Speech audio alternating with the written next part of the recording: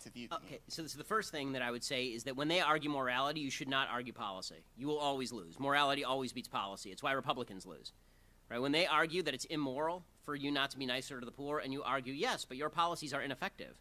Okay, immoral beats ineffective in an argument any day. So when it comes to purely moral issues, social issues like abortion, to get more specific, the reality is that abortion is not a complex issue. It's a very simple issue. That's either a life or it isn't. It's that simple. If it's a life, you can't kill it. If it's not a life, you can do whatever you want. It's a kidney, right? So, and then it becomes, okay, so how do we define life?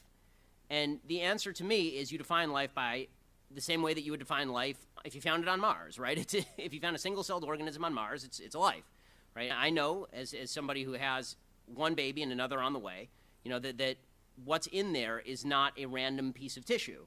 At the very least, even if you don't believe it's a life yet, it's certainly a potential human life.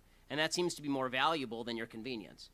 And there's something nasty and cruel and degrading about the idea that you get to decide whether something is a life or not based on whether it's convenient to you or because it's in your body. By the way, this is exactly, it truly is amazing, actually, how history repeats itself. The argument in favor of abortion is exactly the same as the argument in favor of slavery. Exactly the same, right? You're on my land. I get to decide. It's up to me to decide whether you're a person or property. It's up to me, right? What are you going to say? It's on my land. What are you going to do about it?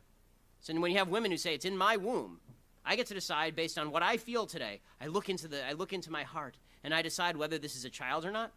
Well, it turns out that in human history, there's a long and inglorious chain of people who said, I get to decide whether this person is a person or not, and it never ends with anything but mass death.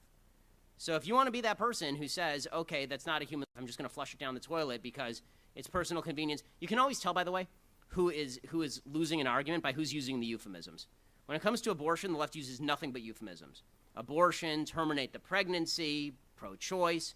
They never say, oh no, what I would really prefer to do is go in there with some steel instruments, cut that baby apart and suck its brain into a sink. Right? For some odd reason, they don't like talking like that. I can't imagine why. So, I've never been a fan of pussyfooting around this particular issue. I think that it would be well worthwhile for whoever the Republican nominee is. One won't do it, but it would be nice if somebody would go onto a stage with Hillary Clinton and say, your stated position is that this child, then reach into his breast pocket and pull out a picture of a child at 30 weeks and say that this child can be murdered at the whim of the mother. This is your stated position. You believe that this is not a human, right? This is a piece of flesh. It's a piece of random flesh. This makes you a bad person, right? It does. It makes you a bad person.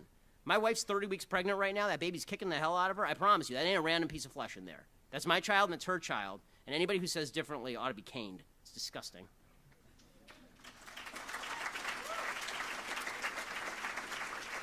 And just to clarify for the Donald Trump voters, that's not literal. People shouldn't actually be caned for their opinions.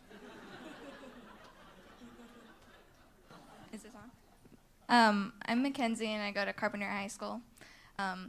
And I often get asked questions about abortion all the time. Mm-hmm. And it's really difficult for me to come back with, my answer.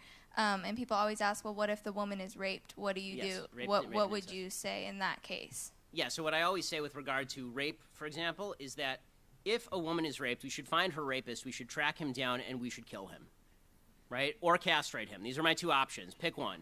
Whichever one you please, right? Either one of those is okay. Also, it's bad to kill babies. That's my answer. They're completely unrelated. The two topics are completely unrelated. The source of the pregnancy and whether that's a human life in there are two completely unrelated topics, right? It's a very difficult emotional issue, which is why my personal view of abortion is that when the mother's life is in danger, then abortion is appropriate. That's my exception. Not the health of the mother, the life of the mother.